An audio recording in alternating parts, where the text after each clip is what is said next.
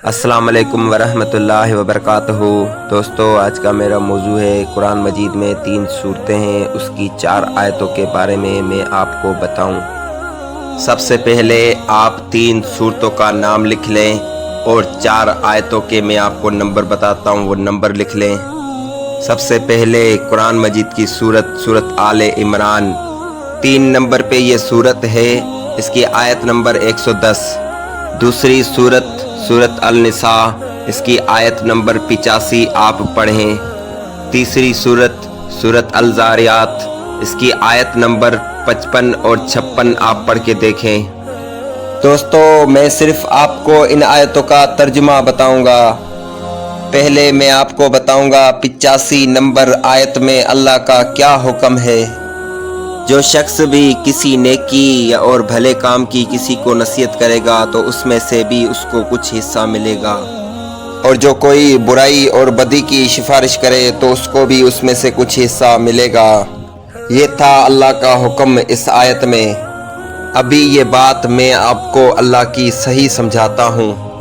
دوستو، میں آپ کو اس ویڈیو کے ذریعے اللہ کا کوئی حکم بتاتا ہوں اور نبی کریم صلی اللہ علیہ وآلہ وسلم کی کوئی سنت بتاتا ہوں، اور آپ اس کی تصدیق کر کے اس پر عمل کرتے ہیں۔ قیامت والے دن اللہ آپ کو اس بات کا اجر دے گا، اور میں نے آپ کو اس بات کی نصیحت کی، اللہ مجھے بھی اس بات کا اجر دے گا۔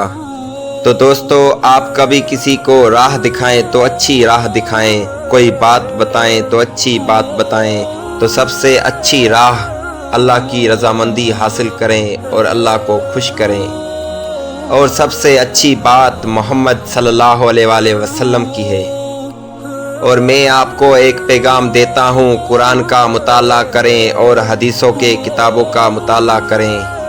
اب میں آپ کو بتاؤں گا 110 آیت کا ترجمہ۔ تم بہترین امت ہو جو لوگوں کے لیے پیدا کی گئی ہے کہ تم نیک باتوں کا حکم کرتے ہو اور بری باتوں سے روکتے ہو، اور اللہ تعالیٰ پر تم ایمان رکھتے ہو۔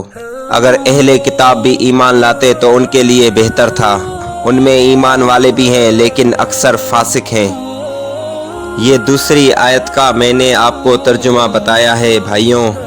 اب تھوڑا اس کو سمجھ لیتے ہیں۔ اللہ سبحانہ تعالیٰ نے ہمیں بہترین امت کہا ہے، اسی لیے کہ ہم نے اللہ کو مان لیا ہے اور محمد صلی اللہ علیہ وآلہ وسلم کو بھی مان لیا ہے۔ اللہ نے ہماری تعریف کی ہے اور ہمیں ہمارا کام بھی یاد کروایا ہے اس آیت میں۔ لوگوں کو نماز پڑھنے کا بولتے ہو، اور مسکینوں کو کھانا کھلانے کا بولتے ہو، اور سنت پر عمل کرنے کا بولتے ہو، اور اللہ کے حکموں کی طرف لوگوں کو بلاتے ہو۔ غریبوں کا حق کھانے والوں کو روکتے ہو، اللہ کی نافرمانی کرنے والوں کو روکتے ہو، سنت کے خلاف عمل کرنے والوں کو روکتے ہو، اور ان سب باتوں پر خود بھی عمل کرتے ہو۔ تو دوستو، اس آیت میں ہم نے یہ سیکھا، لوگوں کو نیکی کی بات بتانی ہے اور برائی سے لازمی روکنا ہے۔ ابھی میں آپ کو بتاؤں گا 55 اور 56 ان 2 آیتوں میں اللہ کا کیا مطالبہ ہے مسلمانوں سے۔ اور نصیحت کرتے رہیں، یقیناً یہ نصیحت ایمان والوں کو نفع دے گی۔ میں نے جنات اور انسانوں کو محض اسی لیے پیدا کیا ہے کہ وہ میری عبادت کریں۔ یہ تھا ان دونوں آیتوں کا ترجمہ۔ اللہ کا پہلا مطالبہ قرآن مجید سے لوگوں کو نصیحت کرتے رہیں، چاہے لوگوں کو قرآن مجید کی بات کڑوی لگے یا میٹھی لگے۔ لوگوں کو اللہ کے کلام سے نصیحت کرتے رہیں، ایمان والوں کا دل نرم ہو جائے گا اللہ کے کلام کی بات سن کر۔ اللہ سبحانہ وتعالیٰ کا مسلمانوں سے دوسرا مطالبہ، اللہ کی عبادت کریں ہمیشہ نماز ادا کر کے، اور اللہ کا ذکر کر کے، اور اللہ سے بہت بہت دعائیں مانگ کر، اللہ کو سچے دل سے یاد کریں، یہ بھی اللہ کی عبادت ہے۔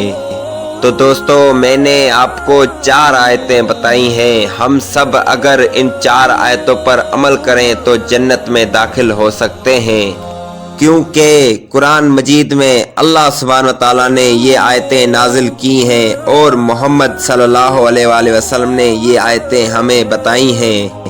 یقیناً آپ ان 4 آیتوں پر عمل کریں گے اور میرے چینل کو سبسکرائب کریں گے اور بیل آئیکن کو دبائیں گے تاکہ آخرت کو سنوارنے کے لیے جو میں باتیں آپ کو بتاؤں اس کا نوٹیفیکیشن آپ تک پہنچ جائے۔ میں اللہ سے دعا کرتا ہوں اللہ ہمیں بیماریوں سے نجات دے، شفا دے اور بیماریاں ہم سے دور کر دے۔ اللہ ہمارے رزق میں برکت عطا فرما اور ہمارے معاشرے سے بے روزگاری ختم کر دے۔ اللہ تو سنتا ہے لیکن ہمیں مانگنے کا انداز نہیں آتا۔ اللہ تو پریشانیوں کو دور کر دیتا ہے لیکن ہم سے صبر نہیں ہوتا۔ اللہ ہمیں ان باتوں کی توفیق عطا فرما۔ آمین یا رب العالمین۔